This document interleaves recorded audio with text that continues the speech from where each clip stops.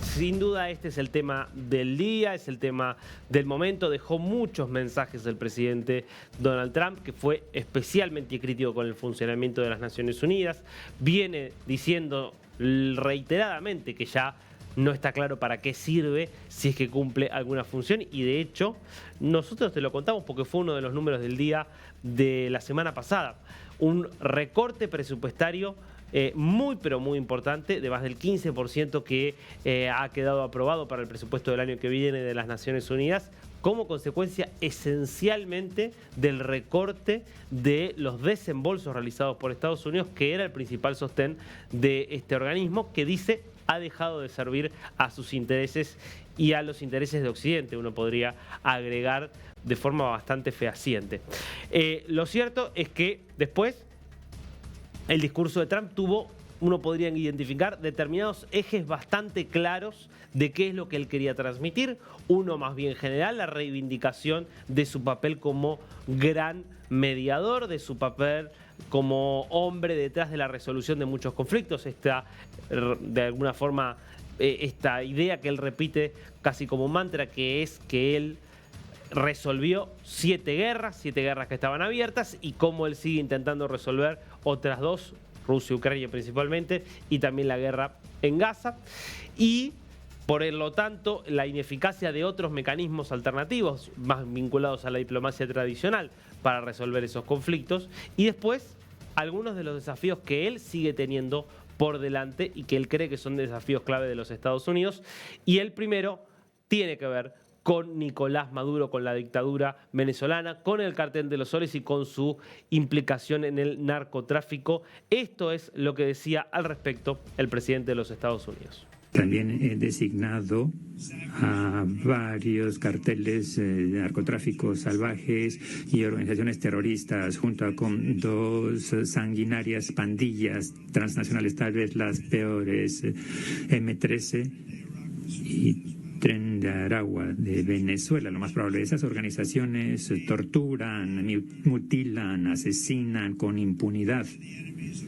Son los enemigos de toda la humanidad, motivo por el cual hace poco empezamos a usar el poder supremo del ejército estadounidense para destruir a los terroristas venezolanos y las redes de tráfico que dirige Nicolás Maduro. Usamos el poder supremo de la fuerza estadounidense para destruir a estos terroristas, y planteó que van a seguir utilizándolo. Esto en línea con la continuidad de la presión, con lo que te contábamos ayer, que es que se han sumado nuevos buques a esta ofensiva, que sigue de alguna forma engordando en cuanto a la cantidad de armamento, la cantidad de embarcaciones, la cantidad de aviones, la cantidad de helicópteros y de drones desplegados. Esto además con la idea de seguir ejerciendo una presión cada vez más grande sobre el régimen de Nicolás Maduro. Un Maduro que le encantaría poder estar allí en Nueva York, como lo estaba, por ejemplo, en muchas ocasiones Hugo Chávez. Algunas intervenciones muy recordadas, por cierto, de Hugo Chávez contra Estados Unidos. Claro, no podría pisar territorio estadounidense, considerando que es hoy el que tiene la recompensa, el criminal más buscado y el que tiene la recompensa más elevada, con $50 millones. Otro de los temas centrales que abordó el presidente Donald Trump, el conflicto en Gaza y esta decisión justamente que toman muchos líderes europeos. Ya son 6 líderes europeos, los últimos que se sumaron, lo contamos aquí, Reino Unido y Portugal, los últimos de Europa que se sumaron, junto con 2 no europeos como son Canadá y Australia, pero una iniciativa que venía siendo liderada sobre todo por Emmanuel Macron de Francia, con lo que significa Francia como un país siempre muy relevante en la escena diplomática global, y muy particularmente en el caso de Israel, teniendo en cuenta que es el país con la población judía más grande de Europa.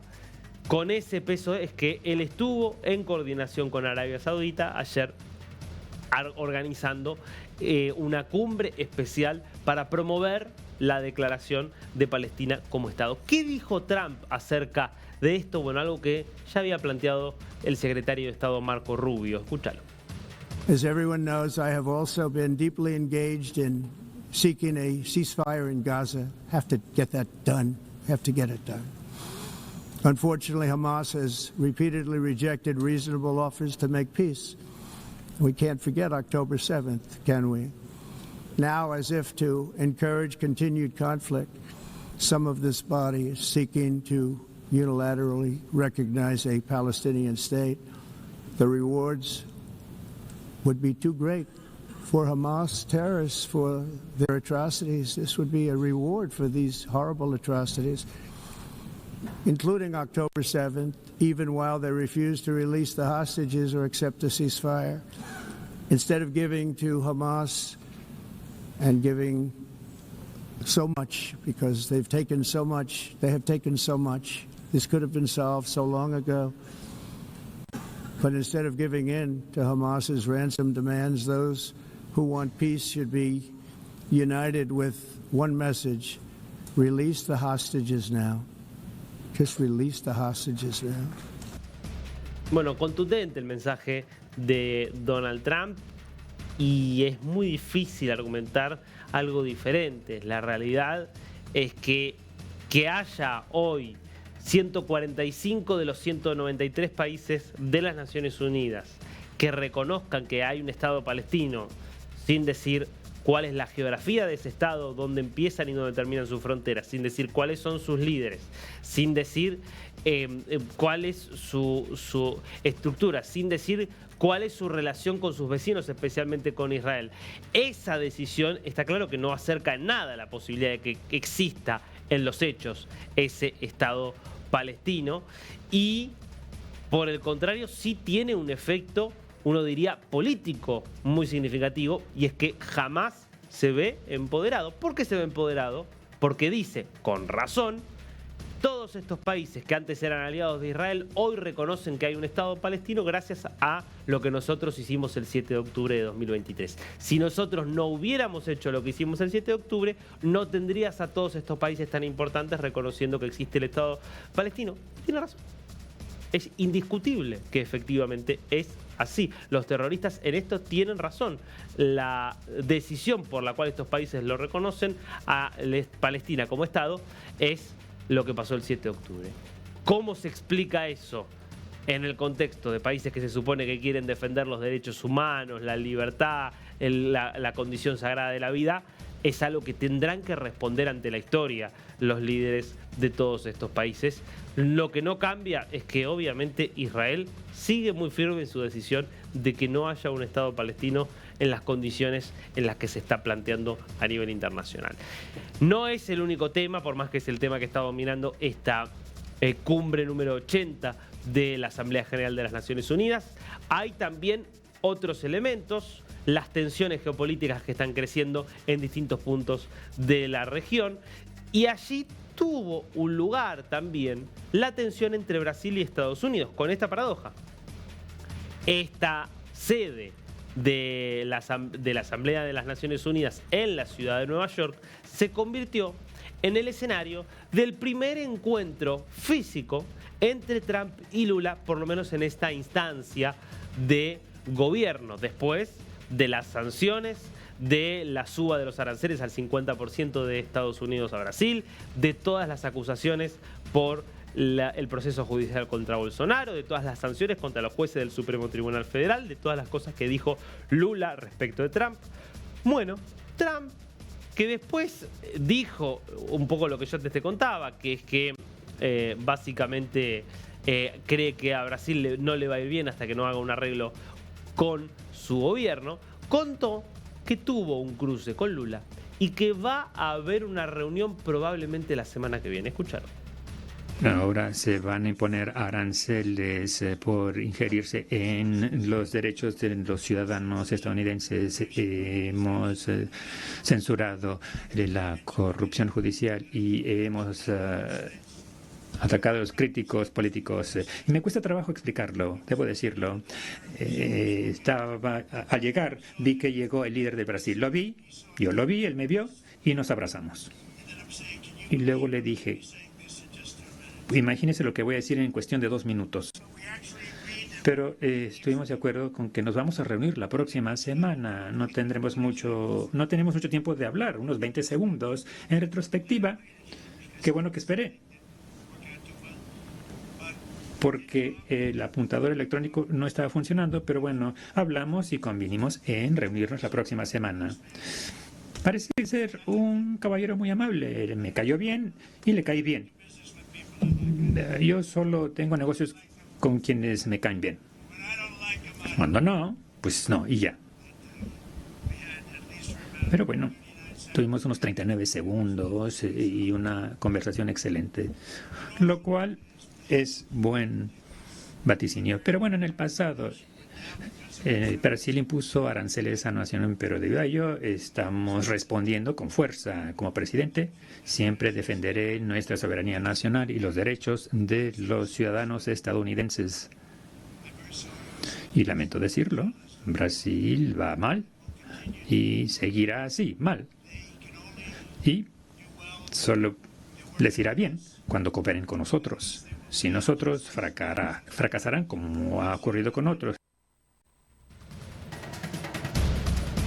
Bueno, bien al estilo Donald Trump, ¿no? Esta idea de los vínculos personales más allá de la política, más allá incluso de las ideologías. Claro, ¿por qué se cruzaron? Porque vos pensás, el primero en hablar en la ONU siempre es el presidente de Brasil y el segundo es el presidente de Estados Unidos.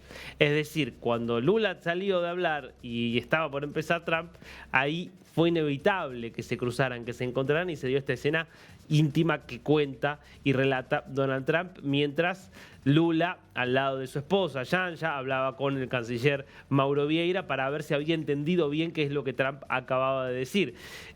¿No? Dijo, bueno, la verdad te estoy abrazando, me caes bien, pero vas a tener que escuchar ahora lo que voy a decir acerca tuyo.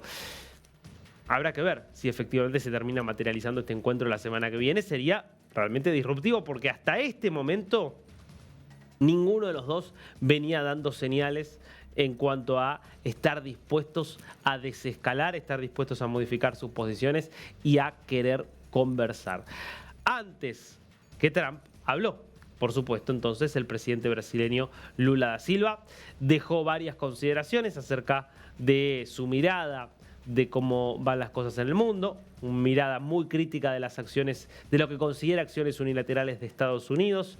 Se refirió, de hecho, de forma lateral a la incursión en el Caribe Sur contra Venezuela, obviamente siguiendo con esta línea de Lula de apoyo al régimen de Nicolás Maduro, de cuestionamiento a las acciones que está tomando Estados Unidos justamente en el Caribe contra Venezuela y contra el narcotráfico. Habló, por supuesto, también en cuanto a la causa palestina, siempre con posiciones muy críticas hacia Israel, que es la línea tradicional de sobre todo esta última etapa de Lula. Bueno, de un poco de todo esto habló el presidente brasileño, escuchemos una parte. Há poucos dias, e pela primeira vez em 525 anos de nossa história, ex-chefe de Estado foi condenado por atentar contra o Estado democrático de direito. Foi investigado, indiciado e julgado, e responsabilizado pelos seus atos em processo minucioso. Teve amplo direito de defesa, prerrogativa que as ditaduras negam às suas vítimas. Diante dos olhos do mundo, o Brasil deu recado a todos os candidatos autocratas e aqueles que os apoiam. Nossa democracia e nossa soberania são inegociáveis. Nuestra democracia y nuestra soberanía son innegociables. Esto relaciona el planteo de que Trump está vulnerando la soberanía de Brasil al decirle no lo juzguen a Bolsonaro, no lo condenen, lo están persiguiendo, que es el argumento que utilizó Trump para subir los aranceles al 50% para una parte importante de las importaciones que Brasil que Brasil hace en el mercado estadounidense.